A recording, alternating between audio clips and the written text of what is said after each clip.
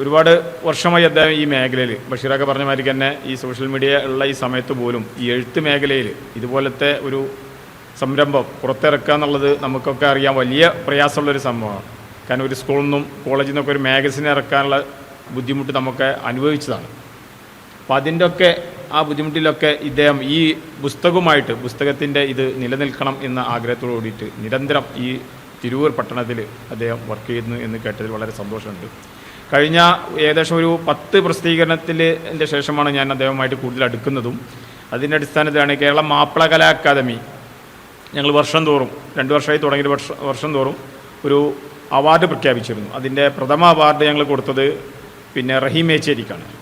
അതിൻ്റെ കഴിഞ്ഞ വർഷം അതിൻ്റെ 2ാമത് അവാർഡ് അതിൻ്റെ ജൂറി ഒരു അംഗം കൂടിയായിരുന്നു ഞാൻ. ഞങ്ങൾക്ക് കൂടുതലൊന്നും ഞങ്ങൾ ചിന്തിക്കേണ്ടി വന്നില്ല, പുറത്തേക്കൊന്നും പോകേണ്ടി വന്നില്ല. നമ്മുടെ നാട്ടിൽ തന്നെ ഇതിന് അർഹനായ ഒരാളുണ്ട് എന്നുള്ള പ്രതീക്ഷിച്ചുകൊണ്ട് ഞങ്ങൾ ആ പ്രാവശ്യത്തെ കർമ്മപ്രഭ പുരസ്കാരം, കേരള മാപ്പിള കലാ അക്കാദമി തിരൂർ ചാപ്റ്ററിൻ്റെ കർമ്മപ്രഭ പുരസ്കാരം അദ്ദേഹത്തിനാണ് ഞങ്ങൾ സമർപ്പിച്ചിട്ടുള്ളത്. അപ്പോൾ അങ്ങനെയുള്ള ഒരു വ്യക്തിത്വമാണ് പാറയിൽ ഫസലു സാഹിബ് എന്നുള്ളത് നമുക്കെല്ലാവർക്കും അറിയാം. ഈ പ്രതിസന്ധി ഘട്ടത്തിലെല്ലാം ഇപ്പോൾ ബഷീറൊക്കെ പറഞ്ഞു ഇതിൻ്റെ പരസ്യത്തിന് വേണ്ടി നമുക്കറിയണതാണ് ഇതെല്ലാം. ഇനി ഇതിൻ്റെതെല്ലാം കഴിഞ്ഞതിന് ശേഷം അടുത്ത 26-ാം തീയതിയോട് കൂടിയിട്ട് ഇറങ്ങാനുള്ള ഒരു പ്രസിദ്ധീകരണത്തിന് വേണ്ടിയിട്ടുള്ള നെട്ടോട്ടം ഓടലാണ്.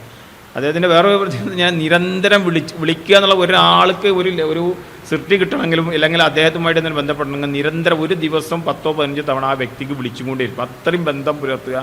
നമ്മൾ മറന്നു പോയാലും അത് ഓർമ്മപ്പെടുത്താൻ. പിന്നെ അദ്ദേഹത്തിൻ്റെ അനാരോഗ്യം നമുക്കെല്ലാവർക്കും അറിയാം. ഇങ്ങനെയൊക്കെ പ്രയാസപ്പെട്ടിട്ടും ഇങ്ങനത്തെ ഒരു സംഭവം ഈ തിരുവിന് സമർപ്പിക്കാൻ അദ്ദേഹത്തിന് കഴിഞ്ഞ വളരെ വലിയ സന്തോഷമുണ്ട്.